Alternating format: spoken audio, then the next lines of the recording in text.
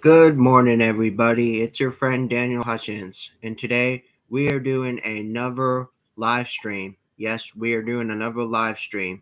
Today's live stream, we're going to be talking about Endgame Vormir and the connection with it, and how it makes no sense after the Marvel movie we know as Eternals.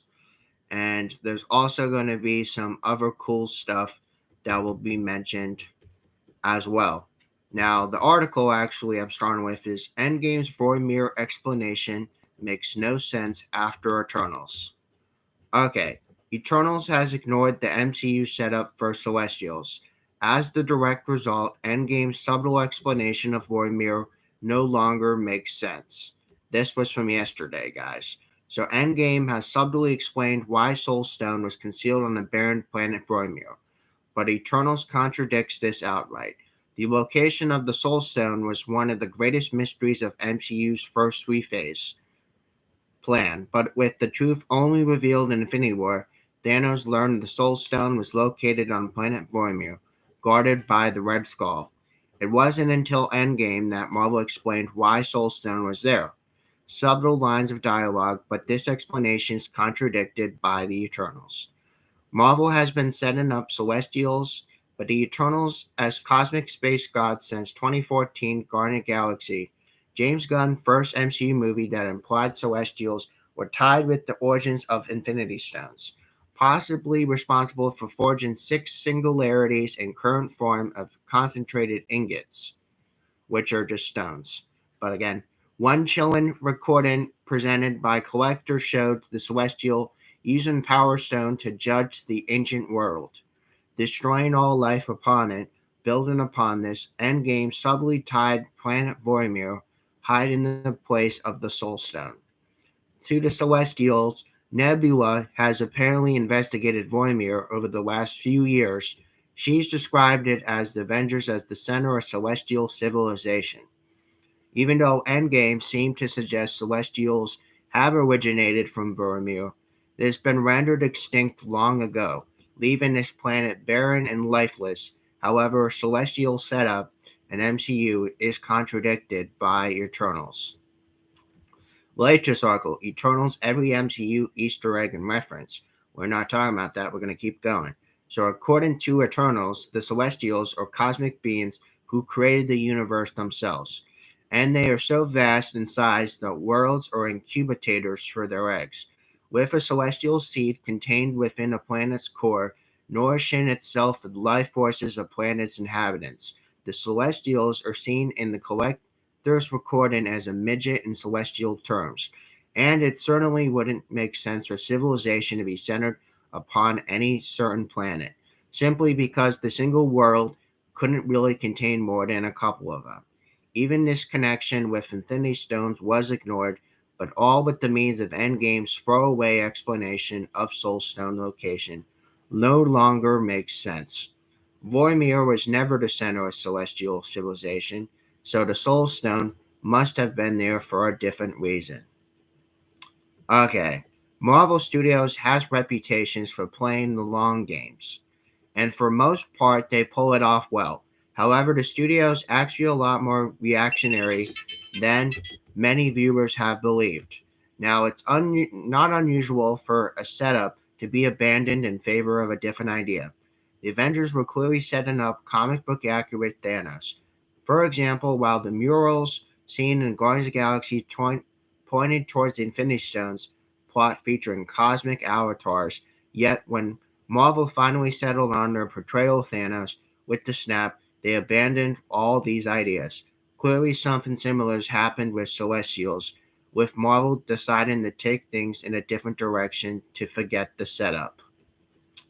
Some viewers may be a little bit irritated at the inconsistency, but in truth, they showed that Marvel preferred to give their writers a degree of creative freedom to tell the best story they possibly can. Continuity is important in a shared universe like the MCU, but it's a useful tool as well, and it's a poor master. Again, Marvel's approach to continuity is a right one, because the minor inconsistencies caused by change of plan can be ignored by most audiences, and Eternals Sonny took this right approach with the portrayal of Celestials, resulting in much more reward stories. Okay, so let me know what you guys thought about that is.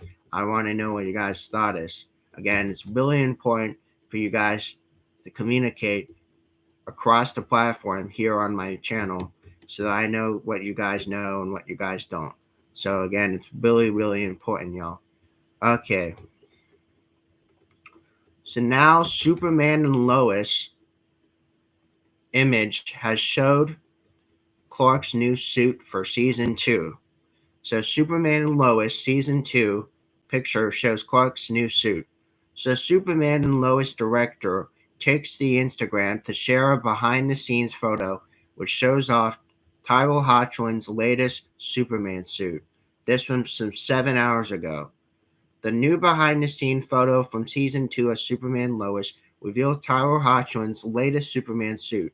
Hoechlin, who came to prominence during Derek Carroll and MTV Teen Wolf series, was first cast from The Man of Steel in the second season of Supergirl, the role which he would reprise for the Arrowverse Crisis on Infinite Earths crossover event from in October 2019. He was announced that he was Supergirl's co-star and would be headlining the pilot episode for his own spin-off series, Superman and Lois. Henceforth, the first season was officially ordered from January that following year. Following the story of Clark Kent and Lois Lane's family, who returned to Clark's hometown of Smallville, following after his mom's death, the series introduces the couple's teenage sons, Jonathan and Jordan Kent. Following the events of Crisis on Infinite Earths, change to the timeline resulted in Lois and Clark having twins, some 12 years earlier than their child, which is mentioned from Supergirl, praised by fans and critics alike as one of the strongest entries of the ever-growing CW Arrowverse. The second season was announced just weeks after the pilot episode made its debut earlier this year. Related article, Superman Lois Season 2 has fixed the biggest Arrowverse soups issue. But we're not talking about that. We're going to keep going. Most recently, director who's just finished the work on sophomore season's 6th episode has took to the Instagram to show photos of Hoechlin in his brand new suit. While the changes to Superman's latest look are minimal, keen-eye fans are first to note that the more comic-accurate boots now feature a distinctive V-shaped top. Check out the original post below. You can also see that on Instagram. So check it out on Instagram. You see that there and let me know your thoughts. But Hoechlin's Superman isn't the only Arrowverse hero to get himself a new pair of boots. Grant Gustin's Flash also receiving a footwear upgrade with comic-accurate gold boots. While Hoechlin's costume changes are nowhere near as dramatic as Gustin's, it does continue his series trend to show that Superman suits continue to evolve over the years. Not only did the series provide Hoechlin a distinctly different suit he wore from Supergirl, but the pilot episode also featured his very first suit to nod of the Max Fleischer Superman cartoons of 1940. Of course, the Arrowverse itself is well known for providing its heroes with update costumes. Again, throughout their shows, even Clark's cousin Kara got a reap of benefits and costume change in Supergirl Season 5 by ditching her trademark red skirt and trading in for pants. But fans will get a chance to get a better look at Clark's new threads when Superman and Lois returns to screen in January of 2022. So, if you're going to be following the next season of Superman and Lois in January 2022, let me know your thoughts after this video. I really like to see what you guys think.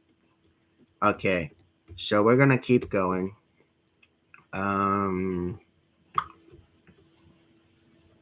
Okay. So now there is news that is out now that Spider-Man No Way Home has a new trailer releasing next week.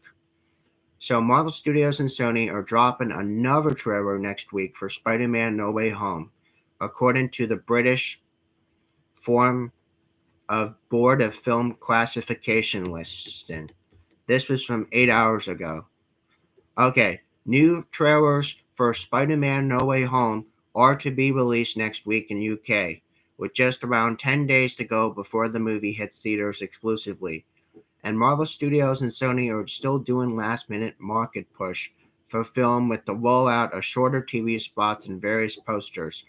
The UK is receiving a slightly earlier release than the US, and Spider-Man No Way Home will hit UK screens on December the 15th. The marketing for Spider-Man No Way Home kickstarted fairly late. Again, after the movie's official title announced back in February 2021, the celebration of production wrapped up and the first trailer didn't release until August. Again, the second trailer released a couple months later in mid-November, but since then various one-sheets and promo spots have been rolled out. Following the second trailer release, the press tours for blockbusters kicked off, with both the cast and producer currently making their rounds for their junket interviews. Considering that Spider-Man No Way Home release date is now very close, many have assumed that there wouldn't be another trailer for the Phase 4 film, but Marvel Studios and Sony are apparently dropping another one at the last minute. Okay, so latest article, No Way Home's terrible Scooby-Doo line spoils the plot. Theory explained. But we're not talking about that. We're going to keep going. So a new list from the British Board of Film Classifications revealed the upcoming Spider-Man No Way Home trailer scheduled to release.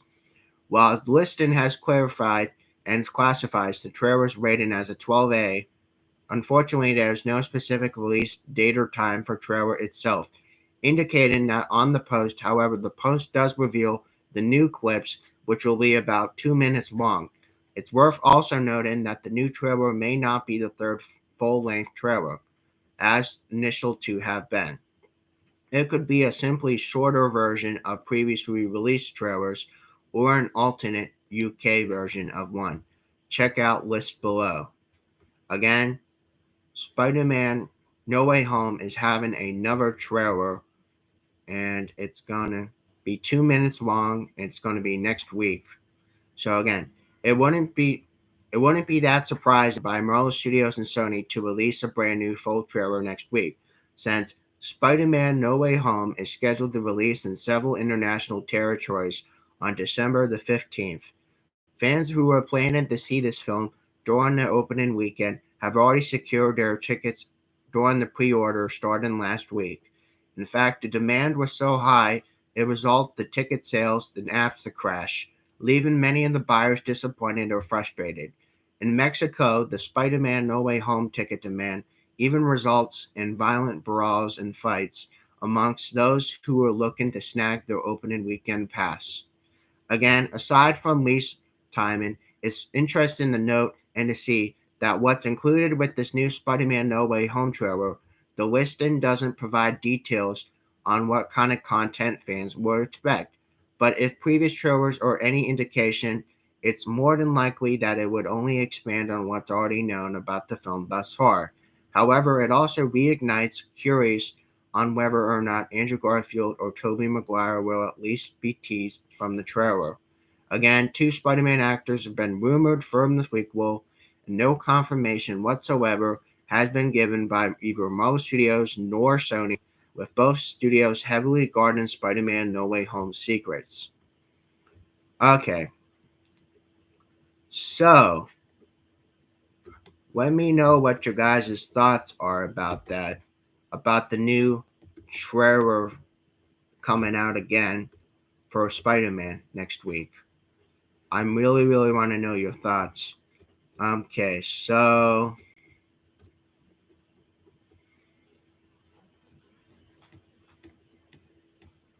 okay.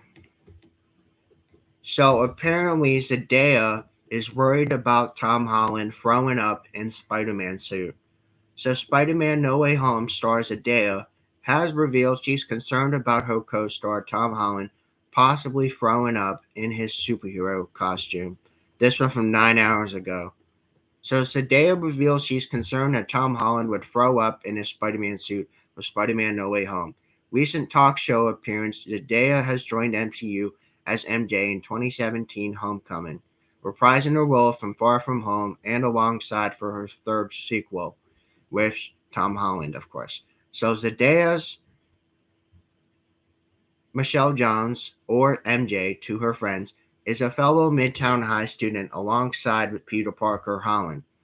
MJ's had her suspicions of Peter for some time, following the conflict with the Vulture. After returning to life following the blip from Spider-Man Far From Home, Peter has tried to ask her out on a science trip, where she reveals her suspicions where two have ultimately started a relationship after they defeated Mysterio, with No Way Home picking up immediately from the conclusion from Far From Home. Again, Peter and MJ face their toughest challenge yet, the pair dynamic promising to be essential to multiversial hijinks, with their couple working more closely together than there were moments where Zendaya was concerned about Holland on the set. Related to this article, Doctor Strange No Way Home plan can help form Spider-Man Sinister Six. We're not talking about that, we'll keep going. Zendaya and Holland have appeared in the Graham Norton show together to promote the new movie, where the host asked him about the suit used from the film. After brief discussions with the guest on superhero film costumes, Zendaya touched the accessibility of Holland's suit, and her concern that since the suit is a one piece, he could possibly throw up in his suit without being able to easily get it off. So revealing that genuine concerns of hers, Holland had joked, then pretending to watch her and then tease her. Again, check out the full exchange and original clip below. Zendaya said these quotes. I've said this probably before because I really think we should do something about this. I actually really think they should, like, all of us should band together. We need to tell somebody. Because he's like, listen, it's one piece. So there's a helmet and there's all these things that go underneath it. I was like, always have like this fear. And he's like working really hard. Or something's happening that he had to like throw up per se. What? How? How's he going to get out of it? This is genuine concern, right? So I honestly, sometimes when I look at him, I'm like, I get a kind of little scared if you like, I don't know. It just stresses me out. I'll be like, blah, and then no, help him. Zendaya, it's true, because how are you going to get out of it? So MJ can be seen being more involved with No Way Home's action compared to her previous appearances from the films. Now, as teased from film's promotional materials, MJ and Ned can be seen aiding Peter and Doctor Strange in reversing the spell Parker is tempered with, where Doctor attempted to help him make the public forget Spider-Man's identity. Again, this sees MJ and Ned not only interact with Strange and Otto Octavius, but also get caught up with colossal showdowns at the Statue of Liberty. Now, you already know Statue of Liberty is used in a lot of different movies, so I'm not going to explain too much about that. But not only does Zendaya concerns make complete sense, but it's also noted another example of a heartwarming moment between the couple. The pair's relationship was confirmed after years of fan speculation during recent events the two attended, where Holland was seen with his arms around Zendaya's waist.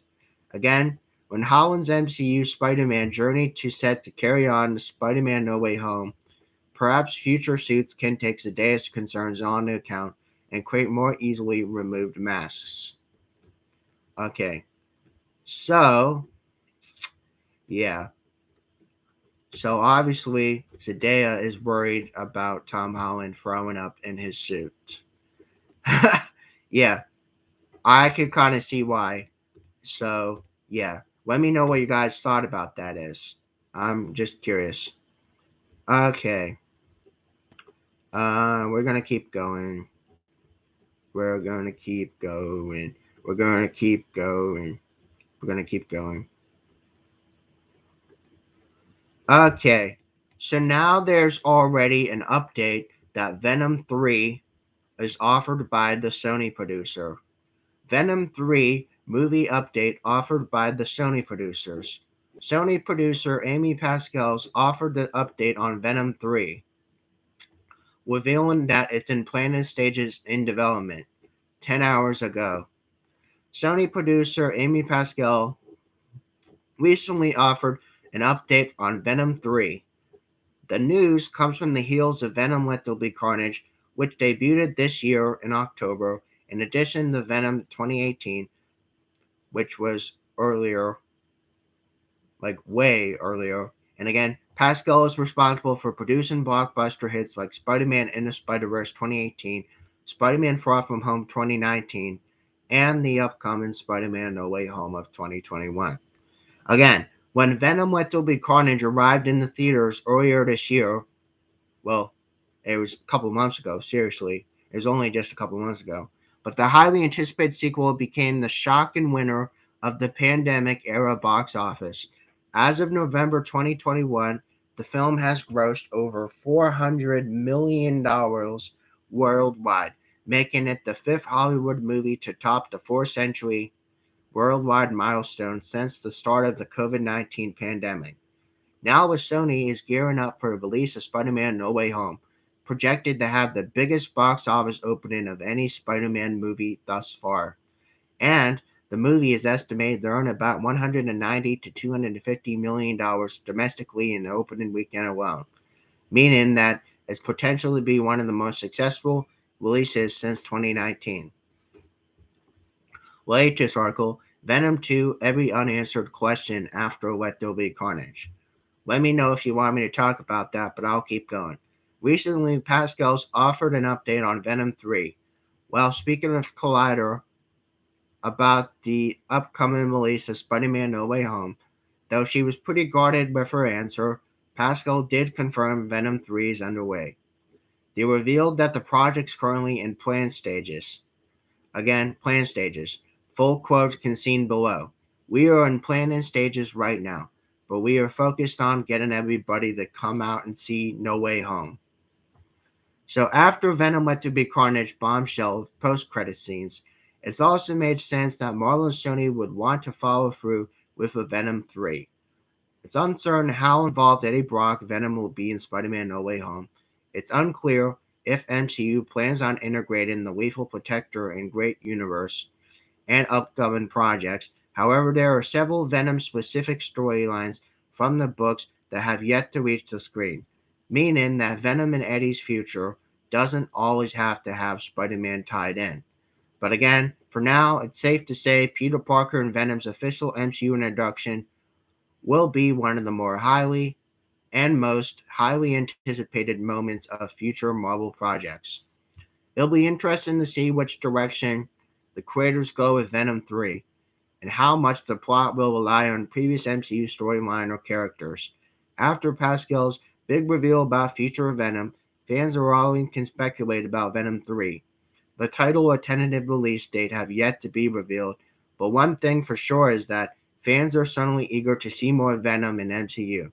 Whether he is facing off against Spider-Man or not, for now audiences can only hope to get a glimpse of Venom in Spider-Man No Way Home, which should arrive again on December the 17th. Okay. So we are going to go. Okay. Venom 2, Every Unanswered Question After Let There Be Carnage. This a couple months ago. So Venom Let There Be Carnage provides more questions that answer across the shortened runtime, adding up to a very unclear future of the Venom franchise. One, and there are spoilers.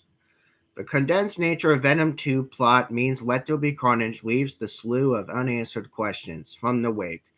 Venom 2 has seemingly injected fresh impetus into the stale box office landscape. The movie's opening weekend was the biggest domestically since late 2019. Venom Let There Be Carnage has opened with wide variance in reviews from reflect of the 2018 similar receptions. This lack of critical certainty will mean very less and little to audiences keen to see Tom Hardy's Eddie Brock integrated in the vastly popular MCU. So Venom 2 undoubtedly ups the ante from its first installment, doubling down on smattering of Marvel Easter eggs and host a CGI symbiote fun since the lean of 97-minute runtime. Fans Keen to see more of Eddie and Venom's odd couple back and forth bickering will not leave theaters disappointed, because Venom let the big Carnage toe in largely comedic lines for much of their narrative. The Venom sequel also sets up several new characters, the Carnage and Shriek, and Dog and Detective Mulligan, who's later reborn as symbiotic crime fighter Toxin. Latest article, Venom and Symbiote Hives Multiverse Knowledge Explained. We're not talking about that, we're talking about something else. Yet, despite doing well to include so much content what feels like an over-streamlined production, Venom 2 throws up as many questions as it does within both the Sony Spider-Man universe and wider MCU. The Venom sequel obvious conversions on now infamous post-credit scenes have now ultimately skewed over reliance, leaving many of the threads feeling unpulled in context of Venom canon. Here's every unanswered question after Let There Be Carnage ended. How do Eddie and Venom fit in MCU? Venom 2 bombshell post-credit scene acts as a gratuitous fan service to the best of the kind, finally promising to pit Venom against Spider-Man. Now, the creative direction from both teams will understandably see both these two Marvel behemoths clash in the realm of MCU Phase 4, due to its continued popularity over the current Sonyverse, yet beyond and much vaunted said and confirmed by J. Jonah Jameson, news-based tirade, very little is known about how this titanic clash will actually come and pass. Again, indeed, even teleportation methods used to bring Eddie and Venom in MCU is shrouded in mysteries, giving Venom utter bemusement on how the pair is going to arrive in new hotel surroundings. Answering the how, whether though the Phase 4 multiverse or other means, will be the key to understanding how Venom is going to get summoned in MCU. Perhaps providing a way to glean back on why Brock and Venom suddenly switch planes of reality from the end of Venom 2. Are Shriek and Carnage really dead? Well, that's a good question. Endgame's reverse snap had completely altered audience perception of the finality of MCU character deaths, set new precedents that almost anyone can be revived under right circumstance. Recent appearance of long dormant presumed dead characters such as Abomination and Shang-Chi and Sam Raimi's J. Jonah Jameson incarnation from Far From Home also have proved that it's never too late to return MCU's ever-wide air arena. Yet, in context of Venom Let There Be Carnage, Cletus Cassidy and Francis Barrison's deaths amidst the debris from Fallen Church look more final. Again, Woody Harrelson's Cassidy and Carnage is almost certainly deceased after Venom has eats both halves of the crazed duo. And while a sliver of Carnage survived to enable Toxin's entrance from the story, more on that later, it's safe to presume Carnage is dead. And Shriek's demise is slightly more uncertain, with the assumption that she dies after being crushed by a fallen church, fully primed to make fools of viewers further down the line. While there is, of course, the nets of MCU multiverse now to play and ensure either of these characters could return, is unlikely, because get to their day in the cinematic sun anytime soon. What is She-Venom's future? Whereas characters like Carnage have died very physical deaths at the end of Venom 2, She-Venom is in demise of metaphoric kind given the Venom franchise sudden convergence with MCU. Michelle Williams and Wayne remains a huge popular character across both Venom films.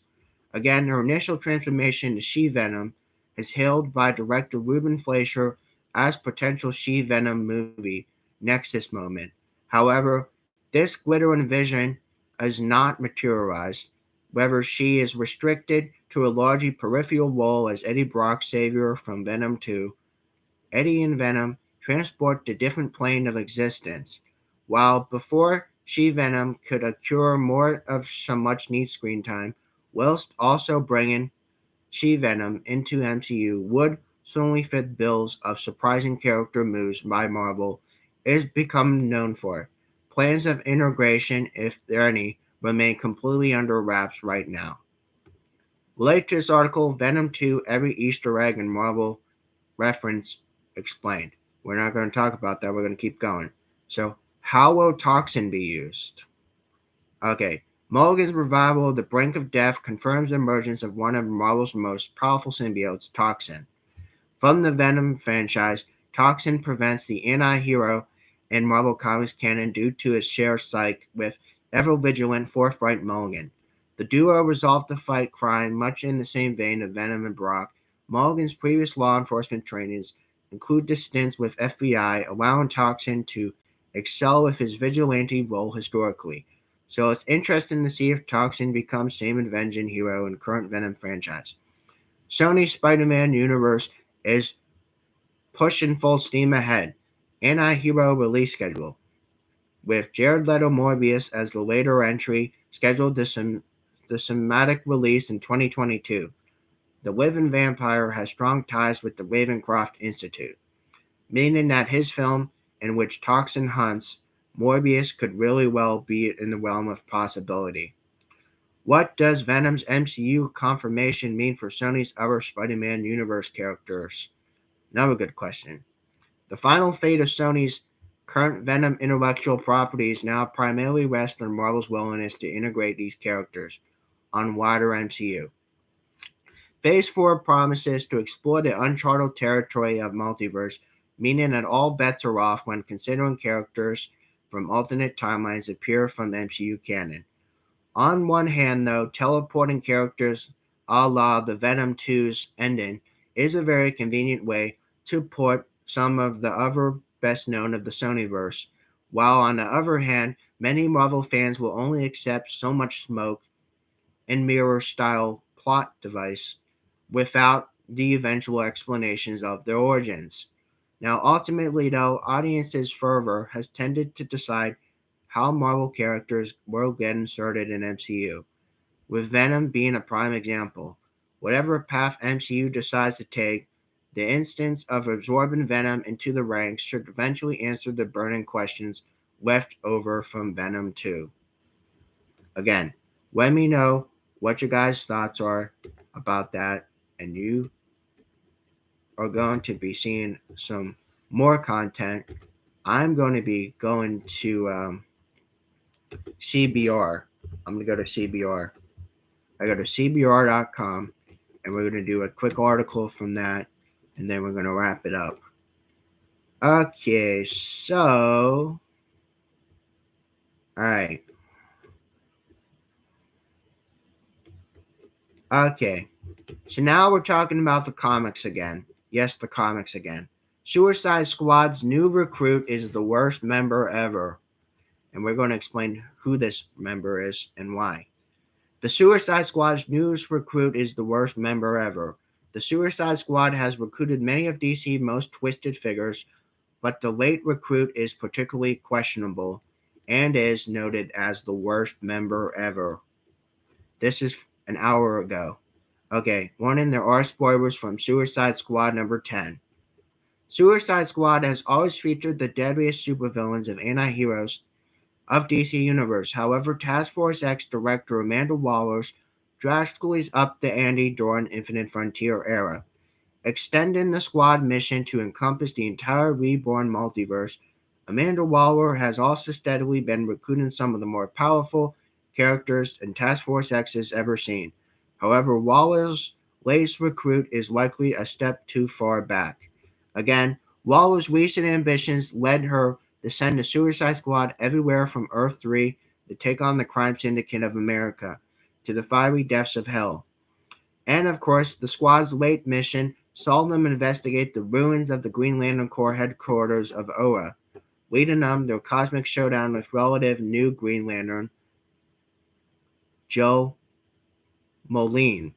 Now, I don't know who the fuck that is, but again, it's some new Green Lantern. So, anyway, as the Suicide Squad endures on otherworldly horrors on the other side of D6 universe, the Suicide Squad number 10 by Robbie Thompson and others has the team recruit the true target of their deep space mission, the Black Hand. Okay, related. The real reason King Shark joined Suicide Squad will break your hearts. But we're not talking about that, we're gonna keep going. In the Science Cells, where the Green Lantern Corps has locked away the DC Universe's most nefarious criminals, the Suicide Squad has found the Black Hand, presumably wearing a power dampening costume to prevent his escape. The Suicide Squad's able to securely extract the Black Hand and place him in stasis for a long voyage back. Again, they were willingly drafted the worst member of Task Force X Shady's history. So while the Black Hand is a longtime enemy of the Green Lantern Hal Jordan, he was recently became a threat of the entire DC universe. Working to the service of Necron, the personification of the death of the Black Hand has headed the Black Lantern Corps, an army of undead monsters hunting the living for raw emotional energies. This has come to the head of the 2009 crossover event The Blackest Night, was done by Geoff Johns and Ivan Reis, where the Black Lanterns have nearly overwhelmed the DC Universe superhero communities. Again, the legacy of Blackest Night and Black Lantern Corps have loomed heavily over DC Universe from recent years. During the time of Scott Snyder and Greg Capullo's 2020 crossover event, The Dark Knight's Death Metal, the undead Batman became a Black Lantern and commanded the dead to rise against Batman Who Laughs. So at the start of Infinite Frontiers era, Roy Harper has returned as a Black Lantern. Latest article, King Shark just reveals super move that's way too brutal for movies. We're not talking about that, we're gonna keep going. Even before recruiting the Black Hand, Waller has had her hands full, heading up the iteration of the Suicide Squad that's steadily plotting against her, especially since longtime members like Rick Flag and Peacemaker. With Black Hand now at her command, Waller has a supervillain capable of plunging entire DC universe into an eternal darkness. But she may have inadvertently obtained the instrument of her own destruction, along with all of life in the universe. The battle lines are forming against Waller, her leadership over the Suicide Squad, and they have further conflicted in near certainty. Black Hand may be the ultimate wild card that spells out doom not only to Task Force X, but only that can trigger the second Blackest Night. Once an agent of the federal government, the Suicide Squad's worst recruit has effectively made Waller the most dangerous woman of DC Universe. Again, let me know what you guys thought is, and there's gonna probably be a few more. I'm just thinking. Okay, so now we're gonna be talking about King Shark. Yes, we're gonna talk about King Shark. So, is DC's King Shark villain inspired by one of the YouTube's most popular influencers? Okay, this was from last month. But okay, Suicide Squad King Shark has series features a villain with few striking similarities to YouTube's most popular influencers. One in the R. Barbers for Suicide Squad King Shark number 3, on sale right now from DC Comics. The current Suicide Squad King Shark series follows the title of the character as he tries to win the Wild Games, the species-wide competition of Mortal Kombat that's seen representatives of different animal exemplars fight each other for their species to become the next apex predator. Now, the master of ceremonies for these interdimensional events is Forgotten Justice League ally Berwana Beast, who currently goes by the name Mr. Beast. Now, this incarnation of Mr. Beast is different from previous versions of his character, who is more committed to aiding the natural world and preventing mankind from exploiting it. Mr. Beast is also the name of one of YouTube's most prolific creators. Much of his content focuses on outlandish competitions that have large cash prizes attached to him. While the real life Mr. Beast is not hosting interspecies combat in pocket dimensions, he does have more than a passing resemblance of this version of the classic comic book character. Latest article, Suicide Squad King Shark just suffered his most disgusting defeat. We're not talking about that. We're going to keep going. So Bawana Beast, aka Mike Maxwell, had first appeared in 1967, showcase number 66, which has detailed his origin story that showed him how his character gained his super strength and abilities to not only communicate with animals, but to merge them together and even create mightier beasts. He is going to go on to support role in Grant Morrison's acclaimed Animal Man run in late 1980s before he was killed off in Animal Man number 47.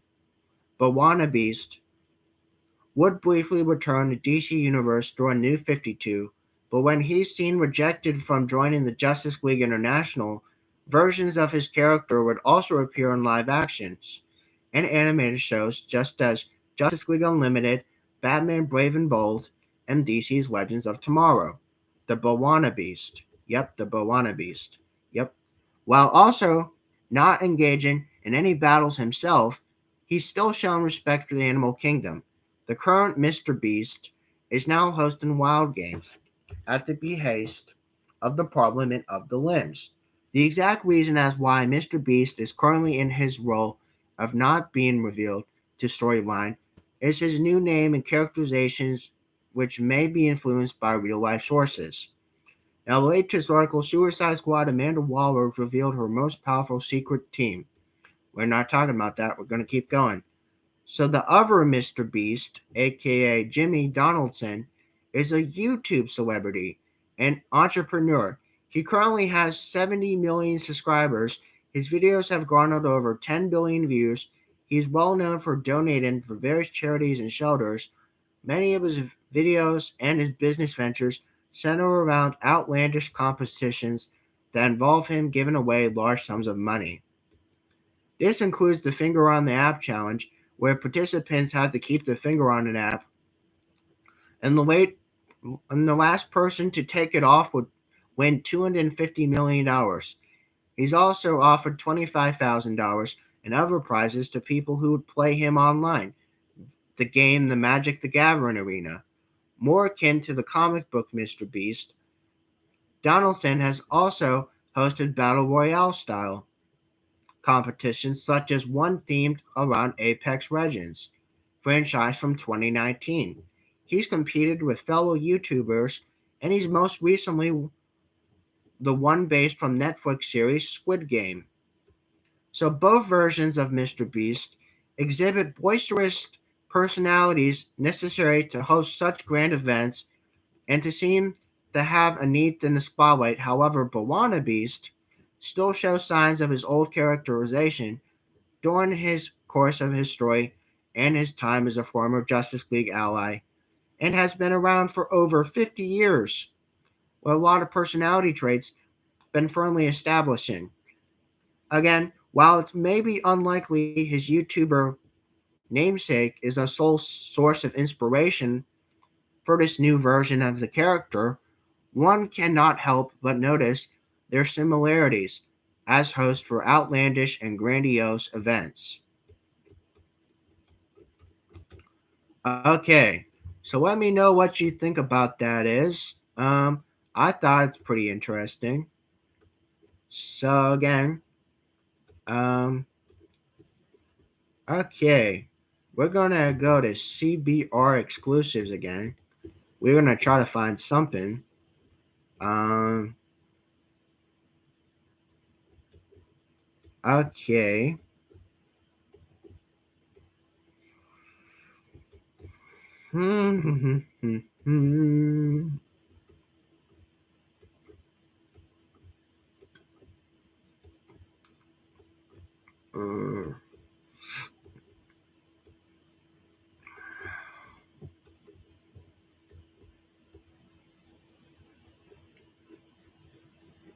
Okay, so now this is something interesting.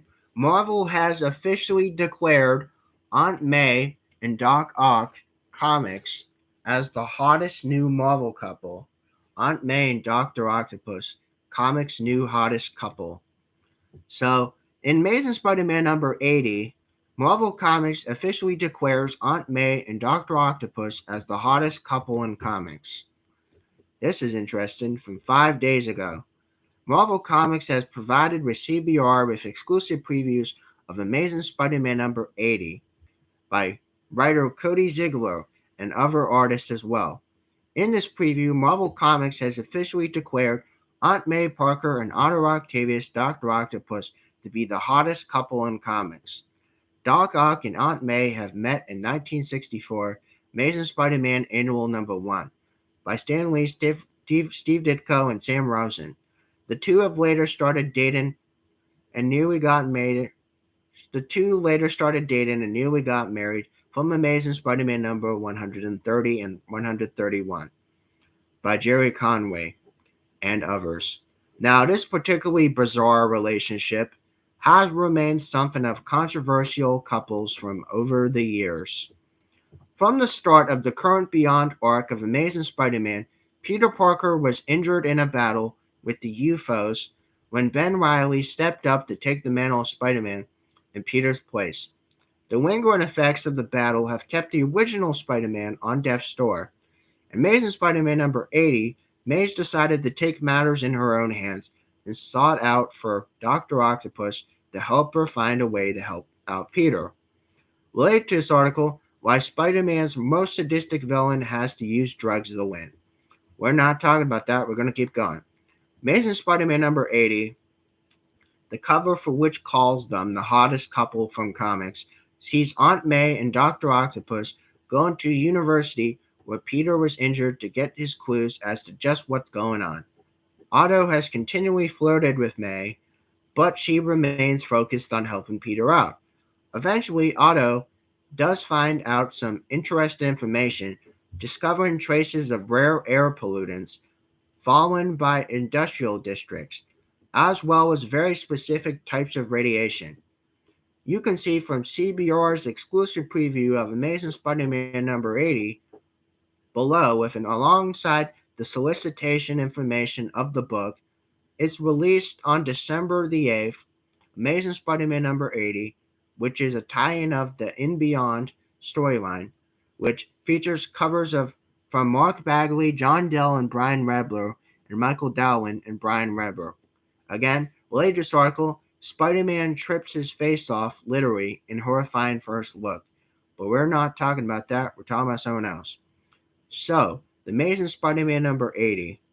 It's a variant cover with her nephew at death's door. May Parker's not only just going to sit around accepting Peter's ailments aren't solvable with conventional means.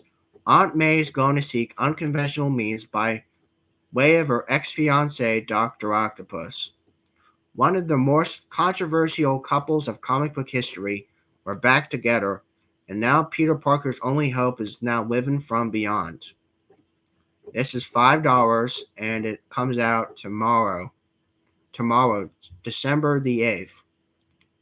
December the 8th, Amazing Spider-Man number 80. Again, let me know what you guys thought about that is. Again, Aunt May and Dr. Octopus are now hooking back up again, apparently. Aunt May and Dr. Octopus, yes, I said that right.